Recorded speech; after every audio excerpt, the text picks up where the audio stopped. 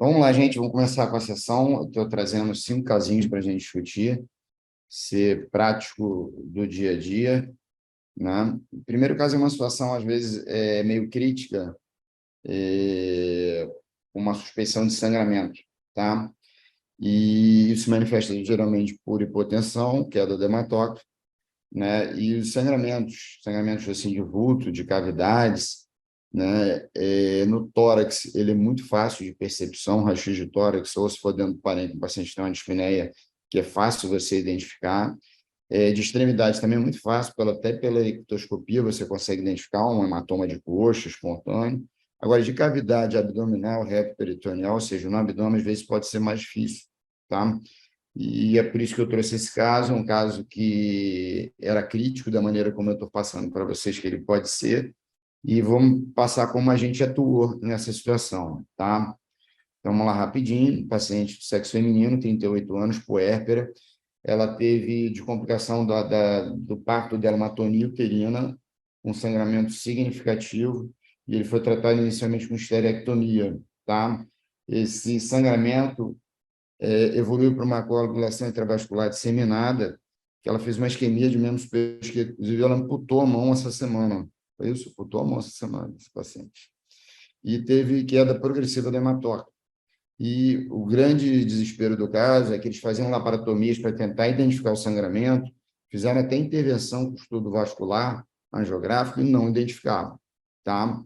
Ela estava numa maternidade, ela foi transferida para um hospital geral, e aí a gente recebeu ela, essa paciente, lá no Barra Dó, tá?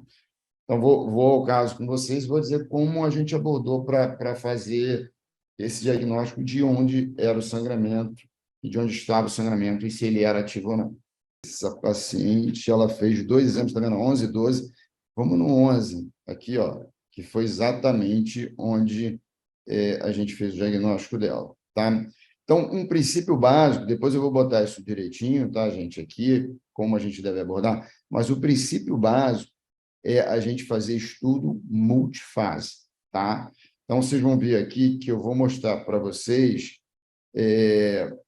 uma fase, primeiro sem contraste, uma fase arterial, uma fase venosa, equivalente a uma fase portal, e uma fase tardia. Essa é uma estratégia fundamental se vocês querem identificar o sangramento. A gente não sabe se é sangramento arterial ou venoso, a gente não sabe o débito desse sangramento, a gente tem estruturas vasculares que se opacificam habitualmente, então tem uma série de fatores confundidores que podem comprometer o nosso diagnóstico, tá? Então, o primeiro dado é fazer estudo multifase, e tem que fazer a fase sem contraste, tá? Fase sem contraste, ela é importante.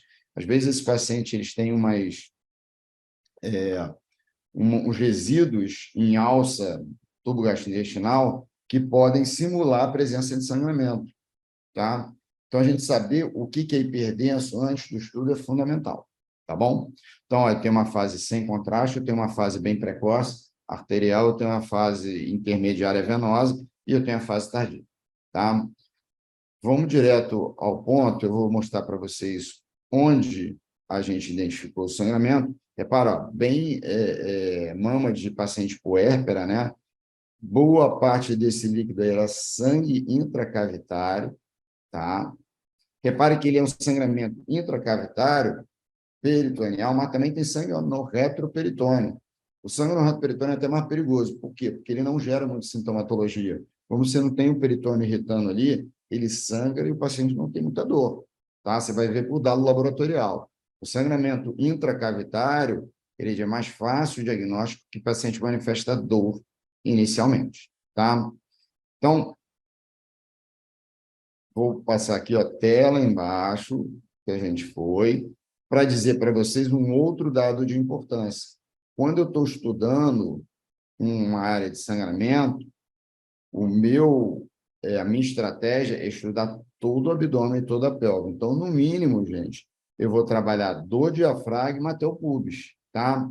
Se esse paciente tem um aumento da circunferência da coxa, eu vou estender meu exame até a coxa, entendeu? Então, é fundamental vocês terem o dado clínico da probabilidade da área de sangramento, tá? E aí, ó, eu queria mostrar para vocês essa região aqui, ó. Na fase arterial, essa estrutura aqui, ó. Tá vendo? Vou ampliar mais um pouquinho para a gente otimizar essa região. Repara que isso daqui, ele vem do nada, ó, não tem nada. Ele aparece, ele faz uma curvinha anterior na fase arterial. Repare que ele é inexistente na fase sem contraste. Isso não é uma calcificação, isso não é um resto de contraste, né? Isso não é uma área de sangramento. Isso daí apareceu quando eu administrei meio de contraste venoso. Meio que não tinha muita origem e parece que termina num fundo cego. Tá? Beleza? Quando eu vou para a fase subsequente, que é a fase venosa, ou portal, reparem que essa estrutura ela vai aumentar. Tá vendo? Ela vai aumentar. Outro dado de importância, ela vai ficar com uma densidade maior do que a do vaso, tá? Então, o sangramento ele fica com uma densidade maior do que do vaso, porque o vaso ele vai lavando, o sangue vai passando e vai lavando o contraste que eu administrei. Só que se esse contraste escapa para um determinado terceiro espaço, tá? O que que acontece? Ele fica concentrado ali. Então, a limpeza dele é muito mais lenta, tá? E na fase mais tardia, ele ficou meio espraiado, tá vendo? Ficou meio espraiado. Veio até um pouquinho mais para frente aqui, ó, mas ficou um pouco mais espraiado. Então, o que que eu tenho? Eu tenho uma área de hiperdensidade que não tem trajeto vascular, essa anatomia aí não é de vaso, não sei muito bem onde começa, isso é um fator dificultador de conduta, depois eu vou explicar por quê, mas com certeza não tem onde termina, tá? Ele termina no terceiro espaço, tá? Ele tem uma densidade inicial na fase arterial igual à estrutura vascular, só que essa densidade ela continua alta nas fases subsequentes e a densidade do vaso vai diminuindo nas fases subsequentes, tá? Isso é ideia de sítio de sangramento e mais. Isso é uma ideia de sangramento ativo. Por que que isso daí ele é importante a gente passar essa informação no laudo?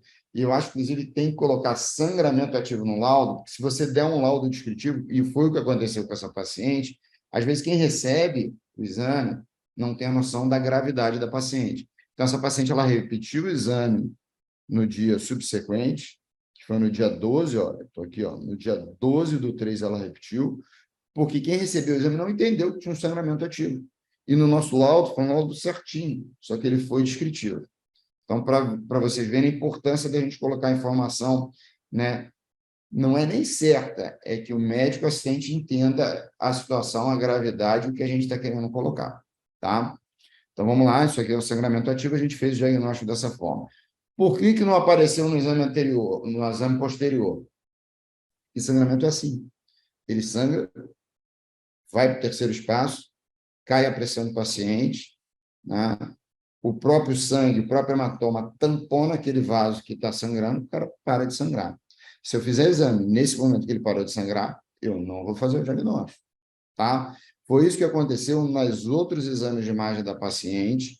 Na arteriografia da paciente que foi feita entre o dia 11 e 12, né, no meio do final de semana, o colega não achou o sangramento, tá? E aí ele veio discutir com a gente na segunda-feira e a gente passou certinho onde estava o sangramento. O que que aconteceu com essa paciente? Ela fez uma outra arteriografia, não identificou onde estava o sangramento, mas como ele sabia o território, ele entrou na artéria ilíaca interna e jogou material de hemostasia nessa artéria, tá? Eu passei para ele, ó, é uma artéria, tem sangramento ativo intermitente, está relacionada à região esquerda da pelve inferiormente, e o vaso mais próximo a ela é a artéria ilíaca interna. Então, com esses dados, ele direcionou o tratamento endovascular dele, tá bom? Vamos voltar aqui à apresentação, tá? Então, aqui, dicas, se vocês quiserem fazer esse diagnóstico. Faça uma fase sem contraste. A fase sem contraste, se eu tivesse, por exemplo, um flebolito naquela região, já poderia me gerar dúvida. Uma calcificação vascular alongada naquela região, da mesma forma. Faça um estudo dinâmico, ou seja, em diferentes fases. Às vezes é um sangramento venoso que demora a aparecer e só vai aparecer em fase mais tardia, tá bom? Estudam toda a cavidade abdominal e pélvica, ou seja, do diafragma ao púbis. Esse asterisco aqui, ó, tá para aquele paciente que tem um hematoma na perna. Eu vou estender até o joelho desse paciente, tá? Se não tiver com sangramento ativo no momento do exame, não vamos fazer o diagnóstico, ou seja, o exame ele é negativo porém ele não exclui que teve um sangramento recente ou esse sangramento é intermitente, beleza? E é importante diferenciar uma situação que não tem nesse caso, mas é uma situação que sempre, quando teve manipulação, às vezes ferimento de arma de fogo, às vezes até manipulação, sangramento após um cateterismo, é o diferencial entre sangramento ativo e pseudoaneurisma. Ele tem uma série de situações similares, mas sangramento ativo ele é muito mais grave do que um pseudoaneurisma. Pseudoaneurisma é um aneurisma, é grave, mas o paciente não está perdendo sangue. Pode até vir a perder. Sangramento ativo, o paciente está perdendo sangue. Tá? Então, por conta disso, eu fiz aqui rapidamente como você faz para fazer esse diagnóstico diferencial. Olha como eles podem ser similares. Os dois geralmente ocorrem pós-manipulação, tá? E tem uma densidade inicialmente similar das estruturas vasculares, tá? Bom, e são próximos à anatomia vascular, porém, são anômalos, não é uma estrutura vascular certinha anatômica, tá? Geralmente cursam com dor e, eventualmente, com queda do hematócrito, tá? O pseudoaneurisma ele pode dar uma sangrada e parar. O sangramento ativo certamente tem queda do hematócrito, tá? Geralmente, esse cara tem história de trauma, cirurgia, procedimento, intervenção, cateterismo, isso que dá pseudoaneurisma e que dá sangramento. Mas, olha o diferencial aqui. O pseudoaneurisma, a densidade da área suspeita, ela vai seguir a densidade das estruturas vasculares. E vai lavar igual a artéria ilíaca está lavando. Só que o sangramento ativo não, ele vai reter contraste. E esse vai ser o grande diferencial para a gente fazer entre pseudoaneurisma e sangramento ativo. Beleza? Tá? Esse foi um caso que a gente teve de um sangramento venoso. Tá? Era uma pancreatite aguda e era tão de baixo débito de sangramento que eu tive que lançar a mão do ROI. Tá vendo? Eu fiz um estudo dinâmico, sem contraste, uma pancreática, uma tardia, e eu vi que a densidade ela estava subindo. Eu vou botar aqui para vocês, ela era 26 no pré, foi a 60, foi a 103. E olha como decai a estrutura vascular entre essa fase venosa pancreática e essa fase tardia. Olha, visualmente cai a ó. E visualmente e por densidade aumenta a minha área suspeita de sangramento. Então, a gente passou que tinha um sangramento aí ativo, possivelmente venoso, tá? E vou passar também um outro caso de paciente que a gente teve recente, um diagnóstico mais fácil, mas que é uma situação também corriqueira, quando o sangramento vai para dentro do tubo digestivo, tá? Então, esse paciente se manifestou com hemorragia digestiva baixa, 74 anos, tá? Ela fez fase arterial, fase portal e a nossa fase sem contraste. Olha como é importante o estudo, gente. Esse paciente, ó, ela tem uma área cardíaca aumentada, ela tem um marca-passo, possivelmente o débito cardíaco dela não é legal, tá? E aí, ó, reparem, vou mostrar aqui como tinha sangramento digestivo, a gente esperou sangramento no colo, né? Quase que eu não vejo em fase arterial e vou ver em fase venosa, tá? Nitidamente o ganho de densidade aqui, ó, tá? Durante essa fase venosa, tá? Essa paciente, eu não me lembro muito bem o segmento dela, mas aqui, possivelmente, o tratamento é por via hemodinâmica, tá? Então, um ganho de densidade após a administração do meio de contraste, que era inexistente, questionável alguma coisa em fase arterial, mas olha como até a própria aorta não está tão bem opacificada, e olha como está essa fase venosa, o escape de contraste no interior da luz. Repare que todo o colo está preenchido de luz, tá? Qual o contexto aqui? Alguns vertículos inflamados, tá? Diverticulite aguda é a grande causa, e lembrar que sempre que tem divertículo, um diagnóstico diferencial que a gente tem que fazer é angiodisplasia. Angiodisplasia é uma fragilidade capilar que tem, geralmente na base do divertículo, que pode dar sangramento, tá bom? Olha como está repleto de sangue esse colo aqui até lá embaixo. Beleza? Então, esse caso aqui é um caso mais fácil, que o sangramento era mais de vulto e para dentro da alça intestinal, tá? Bom, voltando, então, entendemos como vamos fazer esse diagnóstico na prática do nosso dia a dia, tá? Segunda situação, perfuração do colo por catéter de DVP, tá? Foi paciente de sexo masculino, 43 anos, portador de doença de BC, diabetes mellitus e deficiente visual.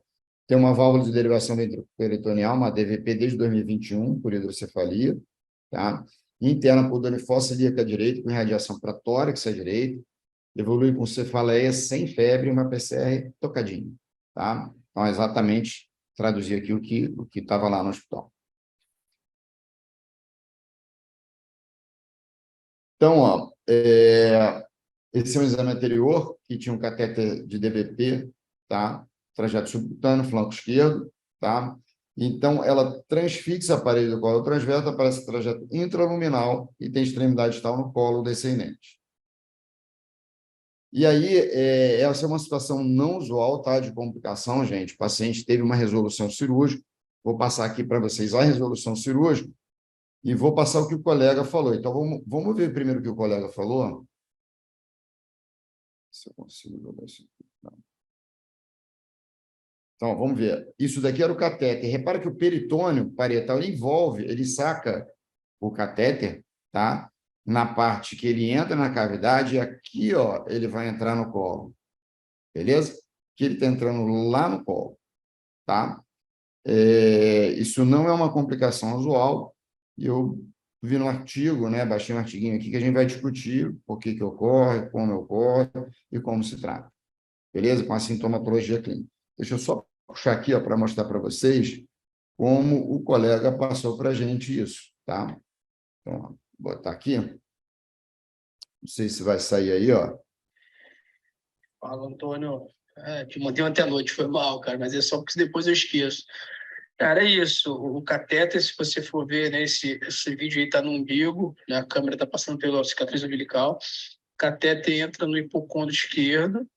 E aí, rapaz, o peritônio, se você for ver, o peritônio fez um envelope no catéter desde lá da entrada no hipocôndrio esquerdo.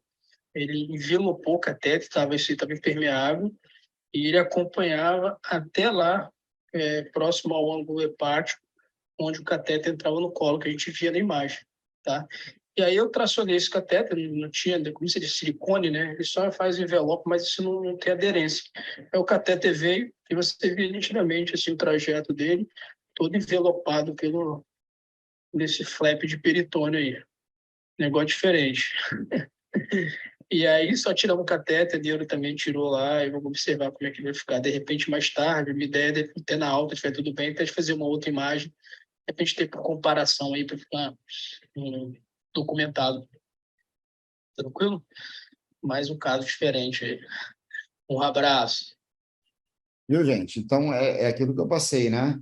Então, o catéter entra nesse hipocôndrio esquerdo, ele é envelopado pelo peritônio, isso aqui é o peritônio do paciente envelopando, e aqui ele entra dentro do colo, tá? Os peritônios parietal e visceral eles se comunicam em alguns pontos, possivelmente nesse momento de comunicação, inclusive formam ligamentos de fixação intestinal, tá? Ele entrou aqui para dentro do colo transverso do paciente, beleza? Tá? Então, deixa eu só mostrar aqui para vocês a imagem radiológica.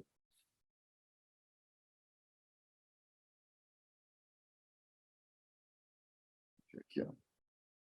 Né? A gente teve, com esse cirurgião, tive 3 casos super diferentes, gente. Super diferentes.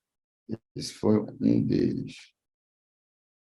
Então, ó, aqui está o catéter de derivação. Ele tem um trajeto subcutâneo, tá? Ele vai penetrar na cavidade. Então, ele penetrou na cavidade. Até aí, tudo bem. É o trajeto dele. Ele fica, a extremidade dele solta, ela fica dentro da cavidade, tá? E aí, ó, repara que nesse momento aqui, ó, é aquele momento do vídeo. Por isso que eu botei o vídeo primeiro, para vocês entenderem melhor, tá? Aquele momento do vídeo. Até aqui, ó, é todo o peritônio que estava meio que encapando esse catéter. E aqui ele penetra no cólon. Cólon transverso, penetra no cólon transverso, tá? Vem aqui, ó, no ângulo, tá? E termina no descendente, tá? Botando isso no plano coronal, a gente vai ter também essa ideia. Então, vou para frente, né, para pegar a entrada, o trajeto subcutâneo dele, ó, o trajeto subcutâneo dele é esse, tá? Aí ele veio aqui, ó, aí deu aquela envelopada que vocês viram na cirurgia, né? O peritônio ele não é visível na tomografia, mas ele vem muito bem, né? E aqui, ó, tem até uma leve densificação da gordura aqui, ó. E aqui ele penetra no colo, tá? Ele penetra no colo e aí vai no colo. Às vezes, com MIP, você consegue ver isso daqui, deixa eu seguir para cá, um pouquinho melhor, né? Você faz um MIP, você tem uma ideia mais do total, né? Então, aqui, ó, vou agora de trás para frente, tá? Estou lá nas costas dele. Então, ó, aqui era a extremidade final do catéter, vendo aqui, ó. E aqui é o trajeto dele, ó. Vai lá no ângulo, vai lá no transverso, sai do cólon e vai para o subcutâneo. Beleza? Então, a correlação aí da imagem cirúrgica com a imagem radiológica, tá? Então, a gente botou essas informações no laudo, com isso ele entrou para a cirurgia, fez o procedimento, tá? E aí, ó, esse é um artigo da JR, relativamente antigo, mas é bem legalzinho, gente. E ele não fala só de complicação de perfuração, tá? Ele fala de complicação, no geral, de catéter de DVT, tá? Então, ó, perfuração intestinal é uma complicação rara do shunt ou do catéter de derivação ventrículo-peritoneal, né? Um percentual bem baixo, tá? Metade são diagnosticados após a remoção do catéter, você nem sabe que tem, né? Quando retira, você sabe, identifica. Há possíveis causas é que a extremidade dele ele é realmente mais afilada mesmo, né? E com isso pode determinar a perfuração. Infecção do shunt subclínica também pode favorecer, tá? E presença de proteína em excesso aí no líquido, no líquor, né? Pode determinar, tá? O problema é que essa complicação ela pode ser uma complicação extremamente grave, tá? Obviamente, você está fazendo uma comunicação do intestino que tem bactéria com o sistema nervoso central, tá? Com taxa de mortalidade relativamente alta. Tem algumas situações que favorecem, em determinadas doenças neurológicas, onde é comum a DVP, tá? Você tem situações por atividade neurogênica de fraqueza da parede intestinal, e com isso favorece essa perfuração, tá? Ela pode ocorrer desde o momento que você colocou a anos depois. Isso aqui foram, na verdade, 2 anos depois, né? 2 anos depois, foi 2021 que ele colocou. As complicações que podem ter, tá? E os sintomas que podem ter, né? Então, você pode ter uma meningite, tá? Pode ter sintomas abdominal, como, por exemplo, uma diarreia, óbvio, você está jogando líquor ali no tubo gastrointestinal, e febre, que o nosso paciente não tinha, tá? Então, esse é um caso interessante, eu recomendo vocês visitarem, eventualmente a gente pega essas complicações, né? E teve um desfecho bacana aqui para o paciente, tá? Caso número 3, colangio-RMT1 com contraste hepatobiliar e colangio-RMT2, são 2 técnicas que eu queria dar algumas dicas e importância aí da gente utilizar uma ou outra. O colega pediu a ressonância magnética do abdômen com contraste hepato específico, e a informação dele era de via biliar, ó, pós-operatório, tinha uma colangite, ela fez já tinha feito CPRE, ela fez uma complicação de uma colestectomia, ou seja, o dado era de via biliar, tá? Então, antes de eu mostrar, eu queria mostrar como a gente avalia a via biliar na ressonância e faz colangio-ressonância. Então, eu posso avaliar a via biliar nos planos clássicos, com as sequências clássicas, T1 e T2, então, esse aqui é um REIS coronal ponderado em T2, muito bom, eu vejo muito bem tanto o tecido quanto a via biliar. Eu tenho 2 técnicas para fazer a colangio-ressonância, que aí, ao contrário, eu não vejo tecido estacionário sólido, eu só vejo tecido líquido e com pouco movimento, tanto aqui a via biliar, no caso aqui o duodeno, eventualmente o sistema coletor renal, no caso aqui também o do pancreático principal. Nessa forma da colangio-ponderação T2, eu faço de 2 formas. Ou faço vários cortes finos com uma reconstrução MIP, que me dá essa informação, ou um corte espesso, tá? Uma certa obliquidade em torno de 6 a 9, é chamada colangio radial, que vocês chamam, tá? Nos dois, o princípio de eu fazer a visualização boa da via biliar é trabalhar com TE lá em cima. Então, valores de TE acima de 750 são ideais para a gente promover o desaparecimento do tecido estacionário e do tecido líquido com movimento, como, por exemplo, o vaso, e a persistência e o intersinal dos tecidos líquidos sem movimento, com muito pouco movimento, como a via biliar. E agora, uma maneira mais nova da gente fazer colangio-ressonância é esperar a excreção do contraste hepatobiliar ao pacificar meus dutos biliares. Eu faço corte fino com reconstrução MIP, exatamente como eu fiz aqui, ó, o corte fino com reconstrução MIP.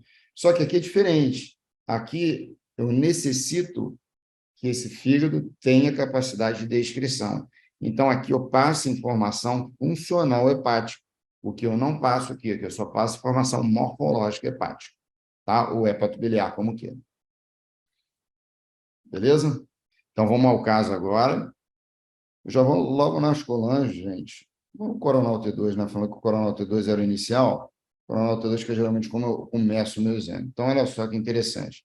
Pós-operatório de colecistectomia complicada, evoluindo depois com colangite. O que a gente vê aqui? Ó? Uma via biliar intrahepática bem dilatada, né? Ducto esquerdo, ducto direito, tá? Juntou, fez o hepático comum. Logo depois, ó, eu não consegui ver o hepático comum. Esse paciente já tinha feito uma derivação aqui, ó, piridietiva, possivelmente com duodeno que tem mais contato aqui com a alça, e essa dilatação sugere a gente a possibilidade que foi assim, um passado de iatrogenia, não tem histórico de lesão tumoral, né? A história dela é de uma iatrogenia de via biliar pós-operatório de doença litiase.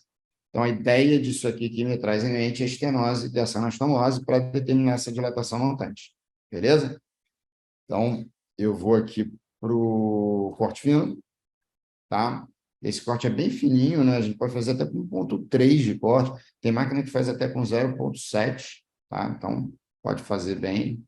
Corte fino, ó. Olha que variação anatômica aqui. Isso é o ducto do segmento, possivelmente segmento 6, né?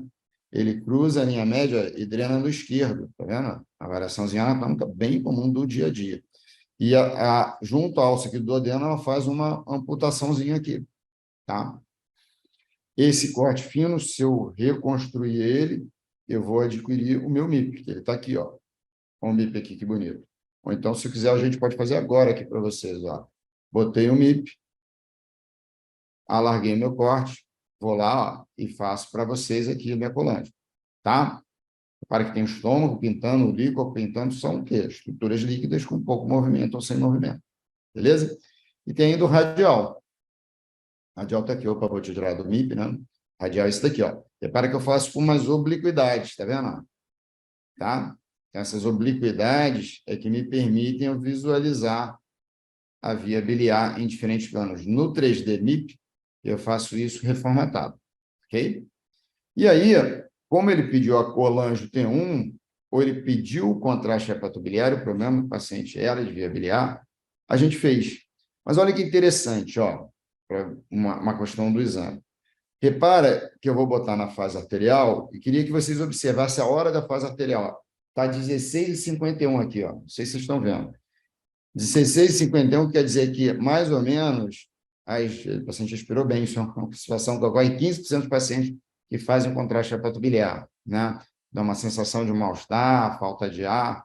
15% ocorre isso com ácido gadoxélico.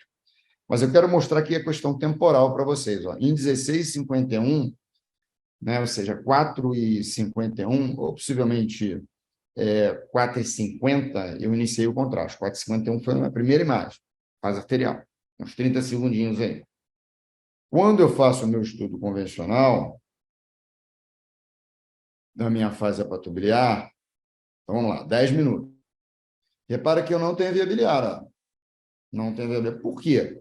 Porque esse grau de estenose, de certa forma, está impactando a capacidade de excreção biliar. Então, para avaliação de lesão focal, isso compromete um pouco, mas para avaliação biliar é só esperar. Então, ó, isso daqui está rolando 17h01, tenho 10 minutos, certinho, né? Que é o que a gente faz. O paciente não cirrótico é o que eu faço. Aí eu esperei mais, ó, fiz outra sequência aqui, deixa eu botar uma mais tarde aqui, ó.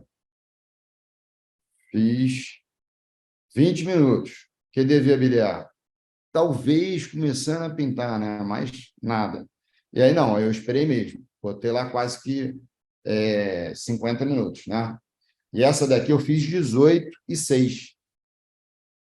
Tá? Então, esperei um pouquinho mais e aí fiz. E aí, nesse momento aqui, ó, ela começa a pacificar. Então, eu administrei de contraste em 16h50 e só ficou bom em 18h06, tá? Então, 16h50, 17h50, né?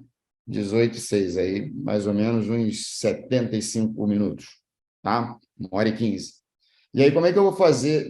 E olha que interessante também, eu fiz e deu uma pacificada boa, ou seja, na realidade, está com dificuldade de drenagem, mas está drenando. Não é uma obstrução absurda, não está amputado esse ducto, de alguma forma ele está esvaziando. O que eu vou fazer? Eu vou fazer meu MIP, ó. Vou colocar aqui para MIP, vou botar no plano coronal, vou ver de frente essa via biliar e vou mostrar para vocês a colângio T1 pós-contraste. Está aqui, ó, tá? Ela me diz que realmente eu tenho uma estenose, que essa estenose realmente compromete a excreção biliar, entretanto, dá para esvaziar a minha via biliar. Beleza? Tá? Essa é uma informação funcional que eu não tenho na colângio T2. Ok? Então, é um dado de importância que vai agregar no meu laudo, no meu relatório, né, essa informação. Então, a gente botou todas essas informações lá, ó, quem quiser faz um print de tela, depois vê isso com calma, tá? Botamos que tinha dilatação, que tinha redução, logo depois da junção, né? Que na fase hepatobiliar tardia a gente conseguiu a pacificação, que o aspecto era de derivação biligestiva alta com algum grau de estenose, entretanto, ainda permitido a excreção da via biliar e que tinha que ter correlação com o procedimento cirúrgico realizado. Botamos os melhores momentos e a nossa impressão diagnóstica no final do relatório. Colângio 3D, colângio radial e colângio T1. Beleza? Tá? Então, aqui, algumas dicas dentro desse contexto. Se o cara pedir uma colângio T1, garante a colângio T2. Colângio T2 é rapidinho, gente. Tá? Colângio T1, se estiver muito obstruído, você não vai conseguir fazer. Se você tiver uma agenda cheia, vai complicar você esperar fazer uma fase tardia. Já é comprometimento de excreção, e aí principalmente vale para avaliação de lesão focal, quando você tem bilirrubina acima de 3. Então, logo uma obstrução assim, de pouco aumento de bilirrubina, você já compromete a concentração hepática do contraste. Isso compromete sua análise, principalmente parenquimatosa. Tá? Paciente cirrótico, paciente com obstrução biliar, são os dois com um grande problema. Obstrução biliar, porque aquilo ali vai dificultar a excreção. E o cirrótico, porque ele não vai conseguir captar. Então, paciente Child B alto, né, ou principalmente Child C, vai ser difícil da gente opacificar via biliar. Tá? Essa colângio T1, ela permite informação anatômica funcional, o grande diferencial da colângio T2 é a informação funcional. O tempo de excreção varia e depende do grau de obstrução, de estenose ou de disfunção hepática que o paciente tenha. E se você quiser otimizar, né, trabalhe com flip angle alto, principalmente acima de 25. Tem artigo mostrando que no intervalo 25 a 40 é o ideal para você produzir um forte efeito T1 na sua ponderação e, com isso, maximizar a informação da opacificação da via biliar. Ok? Essas são as dicas para colângio T1. Tá? Então, aqui, a importância do T1 em fase durante a fase hepatobiliar do contraste ácido da doxétio. Tá? Eu não fazia essa sequência, passei a fazer depois que eu tive algumas situações de dificuldade e entendi que ela pode gerar benefício. Tá? Então, é uma sequência extremamente rápida, uma peneia mais que você faz, ela pode gerar um benefício que, se você não fizer, vai ter um fator confundidor, eu vou explicar um pouquinho. Então, nesse contexto desse paciente, homem, 35 anos, nódulos hepáticos hipervasculares, com gordura. Fez diagnóstico inicial entre uma HNF atípica e adenoma, foi solicitado ressonância do abdômen com contraste hepatobiliar, ó, ressonância do abdômen superior com contraste patótico específico, adenoma hepático e plasma focal. Lembrando que adenoma em homem é igual cirurgia, tá? Se você for no algoritmo de investigar os adenomas, pegou um adenoma no sexo masculino, independente do tamanho, tem que operar, tá? A chance de malignizar é muito maior do que os adenomas no sexo feminino, beleza? Então, isso daqui, ó, era informação de exame anterior, tá? E qual era o grande problema? O problema que chegou para a gente é que o paciente tinha esteatose, mas a lesão também tinha gordura, tá? Então, essa lesãozinha de 1,6, ela tinha gordura na constituição. Isso gerava uma suspeição alta para adenoma, tá? Só que, às vezes, o paciente com hiperplasia focal, quando a esteatose é acentuada, ele pode fazer depósito de gordura no interior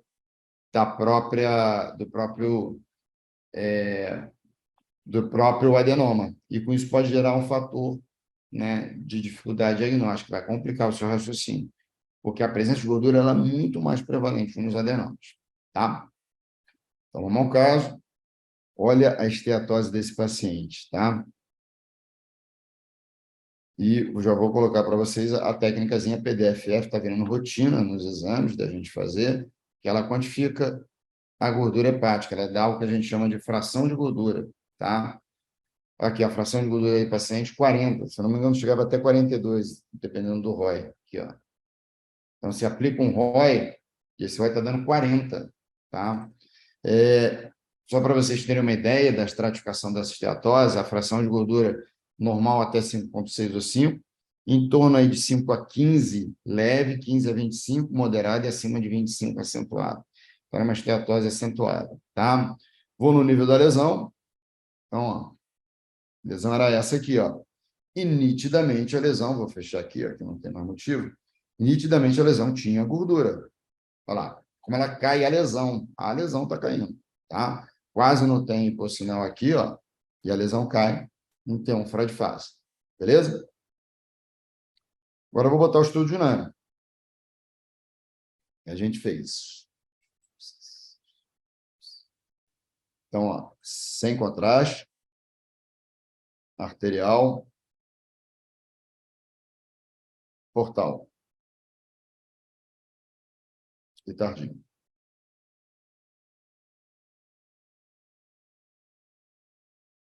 Vou só tirar o 5 aqui, porque ficou um pouquinho diferente. Então, ó, a lesão aqui, ó. A lesão ela é hipervascular, né? Questionável se lava ou não. Ó. Questionável se lava ou não. Mas é uma lesão hipervascular e com gordura. Beleza? Agora eu vou mostrar para vocês a fase hepatobiliar. Então, ó, peguei fase hepatobiliar.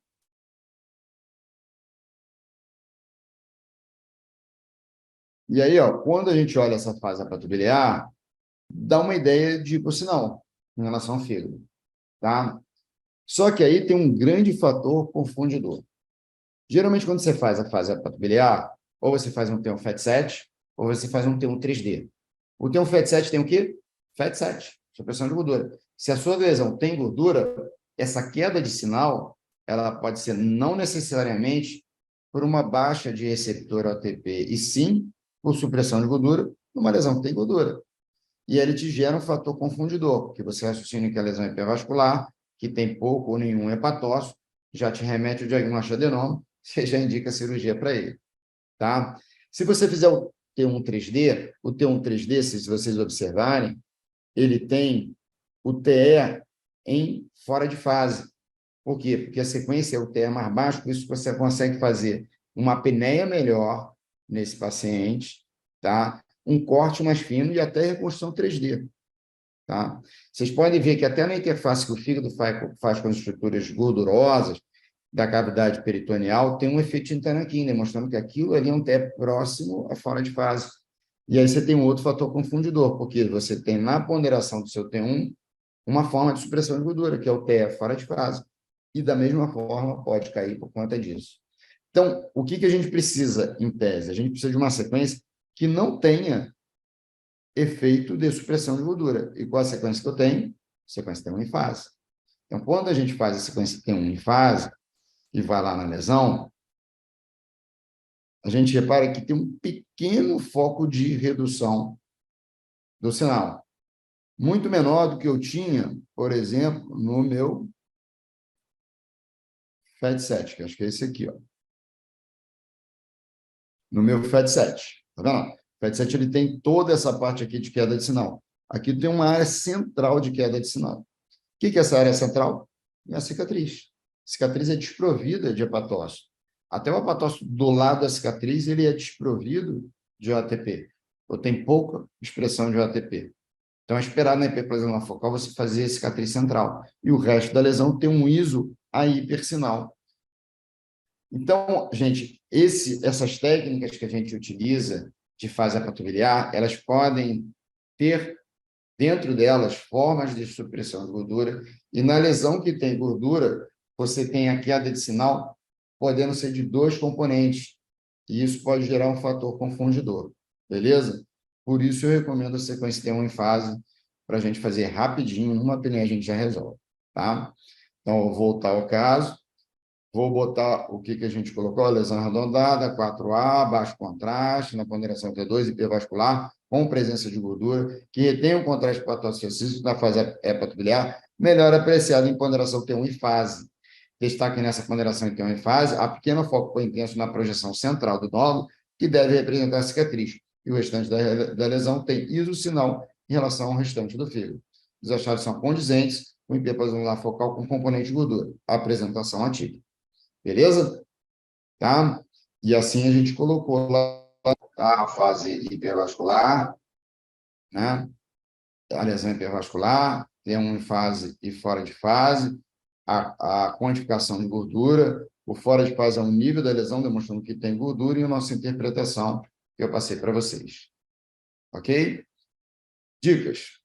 E quero que vocês levem para casa. É muito mais comum gordura no adenoma, eu não quero confundir a ideia de vocês. Lesão com gordura, primeira hipótese adenoma, segunda CHC, são as duas grandes lesões focais que têm gordura. Mas a HNF também pode ter gordura, geralmente nos pacientes com esteatose bastante acentuada. Sequências realizadas em fase hepatobiliar são habitualmente com supressão de gordura ou com T1 em pé fora de fase. Tem forma de supressão de gordura. Portanto, o sinal pode ficar hipointenso na fase hepatobiliar, e isso pode ser por dois fatores, ou a combinação desses dois fatores, ou eles individualmente. Pelo sinal da gordura que está suprimido do interior da lesão, ou pela ausência ou baixa presença de receptores do ATP. Tá? Então, eu não sei se é uma lesão que tem gordura, por isso que caiu o sinal, eu não sei se é uma adenoma que tem baixo de ATP, por isso que caiu o sinal. E eu não sei se os dois fatores são causadores da queda de sinal. Então, a fase hepatobiliar, é interessante você ter pelo menos uma sequência que não tem informação de supressão de gordura, para ver se efetivamente tem queda de sinal ou baixa pressão do receptor ATP, que é essa pergunta que chega para a gente quando a gente vai fazer esse exame. Geralmente são pacientes com lesões hipervasculares não definidas com contraste extracelular. Ok? Casinha saideira, ablação em local equivocado de lesão hepática, como diagnosticar e conduzir. Então, paciente sexo masculino, 71 anos, CA de colo, com metástases hepáticas, tratadas de diversas formas, teve uma recidiva próxima à área de manipulação, foi realizado tratamento com nova ablação nessa região, foi solicitado o controle. Esse era um paciente que não era muito aderente ao tratamento, ele deu um gap grande aí de retorno ao médico assistente, isso fez um diagnóstico tardio dele, tá? Então, vamos ao caso. Eu vou mostrar primeiro para vocês a recidiva que ele teve e depois a ablação, tá bom? Então, ele tem um exame em 2022 e tem um exame em 2023. Então, nesse exame aqui, ó, que ele já tinha manipulado, tá? Ele apresentou essa lesão aqui, ó.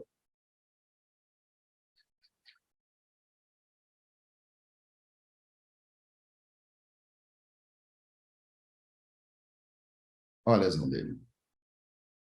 Vou botar difusão, que ela vai ser questionada, tá? Então, vou jogar numa bola de ver. Tá vendo? E a lesão era essa, tá? Ela tem uma retração capsular aqui, ó. Depois eu posso até botar uma fase portal, uma fase arterial, acho que está aqui embaixo. Uma fase arterial e uma fase portal.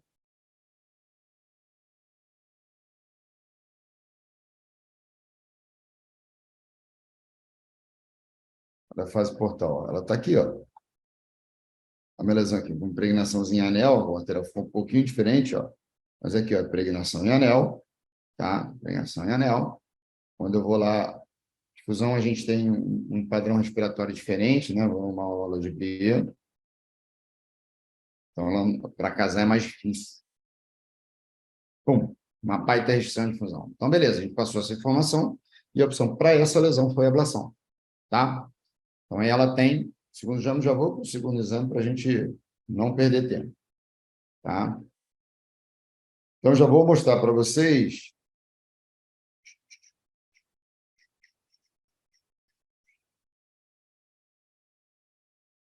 a difusão dela.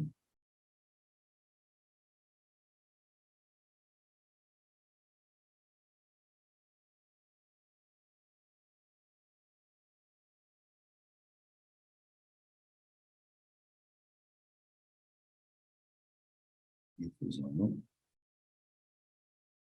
Vou botar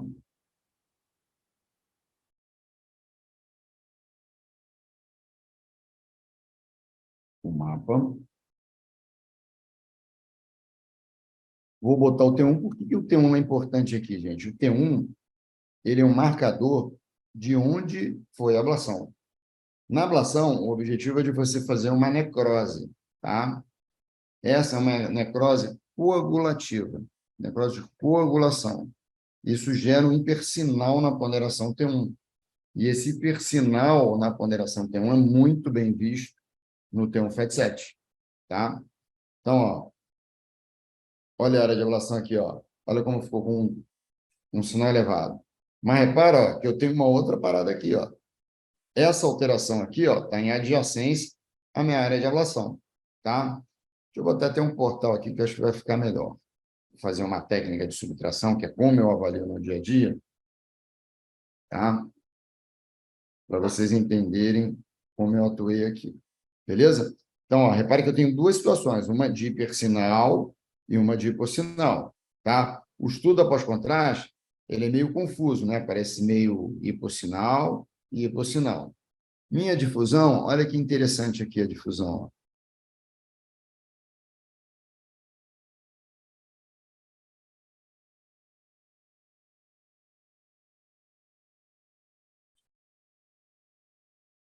Olha a restrição, a difusibilidade da água que tem essa região. Tá vendo? Então, uma baita restrição de difusão, bem maior do que no exame anterior. Uma área de ablação, eu estou trabalhando acima da área nodular, que tem difusão restrita. Vou trabalhar com subtração. Vou jogar, ó, a fase sem contraste. Na fase com contraste, eu vou subtrair. A área de ablação, que é a área de cima, ela tem que ficar avascular. Tá? Deixa eu clarear aqui para vocês. Ó. A área de ablação é a área de cima, ó. Ela está vascular. Tá? Que essa aqui não ficou legal. Deixa eu pegar a tardia. Ablação, gente, uma dica. Façam o estudo dinâmico em apneia expiratória. A apneia expiratória, você consegue um nível de volume de reserva inspiratório mais similar. E, com isso, a sua subtração fica bem melhor. Tá? Então, uma modificação que eu faço quando eu preciso... Na verdade, todos os meus estudos dinâmicos são em apneia expiratória. Muito simples. Enche o peito de ar, solte o ar, prenda a respiração e aí você dispara a sequência. Então, ó, esse aqui ficou melhor. Olha a área de necrose de coagulação, ela está vascular. Olha a outra área como está impregnando. Tá com sinal. Tá? Então, quer dizer que eu fiz uma área de necrose um pouco acima da área onde eu deveria ter feito, que é o tumor. E o tumor que tinha um tamanho X, nesse meio tempo, ele cresceu. Tá? Então, isso não é uma situação incomum, isso é mais comum em paciente cirrótico, paciente que já manipulou, tem cirurgia hepática, fica com anatomia difícil, e com isso você pode errar o local de ablação, tá? Vou voltar aqui ao caso. Então, ó, onde era a primeira lesão, a gente foi lá, o paciente não tinha esse nódulo, a gente botou lá em 2022, botou um nódulozinho no laudo, tá? Aí eu já mostrei para vocês, e como era a restrição atual, como era anteriormente, né? O estudo pós-contraste da lesão na fase portal, como está maior agora do que anteriormente, e a área de ablação com um sinal hiperintenso que não existia no exame anterior. Tá? Foi uma situação que eu fiz aqui. Tá? Então, a gente coloca dessa maneira ali, ó, surgimento de área vascular de ablação com necrose de coagulação medindo tanto. Essa área de ablação não contempla um nódulo descrito em adjacência com características de implante. Esse nódulo com características de metástase aumentou em relação ao exame prévio, media X e mede Y. Tá? Não houve surgimento de novas lesões. Ok? Então, na realidade, você passou todas as informações, só que você não escreve no laudo que o cara errou. Tá? E aí você pega o telefone, liga para o colega e explica o que está acontecendo. Então, surgimento de área de necrose de coagulação secundária à ablação, crescimento do nódulo descrito como implante em adjacência, área de manipulação correlacionada com procedimentos realizados. Liga para o colega, explica o que está acontecendo né? E ele refaz esse procedimento sem problema nenhum. Inclusive, esse paciente está agendado para refazer o procedimento, tá? Então, vamos lá. O método de eleição para você avaliar pós-procedimento é a ressonância magnética. Por quê? Porque te permite a avaliação de subtração, foi o que eu fiz ali. Faço estudo dinâmico em apneia expiratória, porque reparam como ficou a portal mal casada, tá? A apneia expiratória, você tem menor chance de ter esse problema de não casar direitinho, e aí, se você não casar direitinho, a fase pré da fase pós-contraste, sua subtração vai ficar ruim, tá? Quando a subtração fica ruim, identifique se tem ou não impregnação pelo olho, visualmente, ou pelo ROI. Aplica o ROI lá e vê se aumentou o sinal do sem contraste para o pós-contraste. Em tese, tem que ficar com o mesmo sinal, porque não tem vascularização. Tá? A área de ablação tem necrose de coagulação dominante, hipersinal na ponderação tem um, especialmente se eu fizer supressão de gordura. Não gosto de avaliar por difusão. Difusão tem ferro dá suscetibilidade magnética. Você pode ter restrição de difusão pelo sangramento coagulativo e não por alta celularidade de um tumor residual, e aí pode confundir o raciocínio. Na identificação de ablação, que não tenha contemplado a lesão parcial ou totalmente, dê um laudo mais descritivo, passando todas as informações, entre em contato com o médico que fez o procedimento e explica o que aconteceu. Como eu falei, essas situações não são infrequentes, gente, principalmente fígado manipulado e fígado com hepatopatia crônica. Beleza? Tá?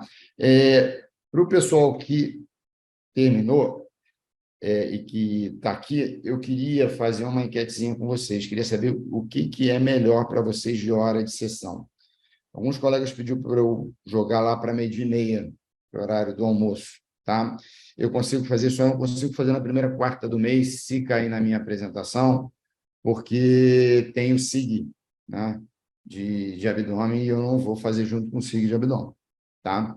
Então, depois vocês me passam, se quiser, me passam lá no canal Radiologia, né, ou se quiser, pode escrever aqui no chat, eu vou deixar um tempinho a mais, tá? Se prefere 12h30 ou se prefere esse horário de 9 horas, sabendo que, se for a primeira quarta do mês, vai ser 9 horas a nossa discussão, tá bom? Um abraço a todos e até daqui a 15 dias.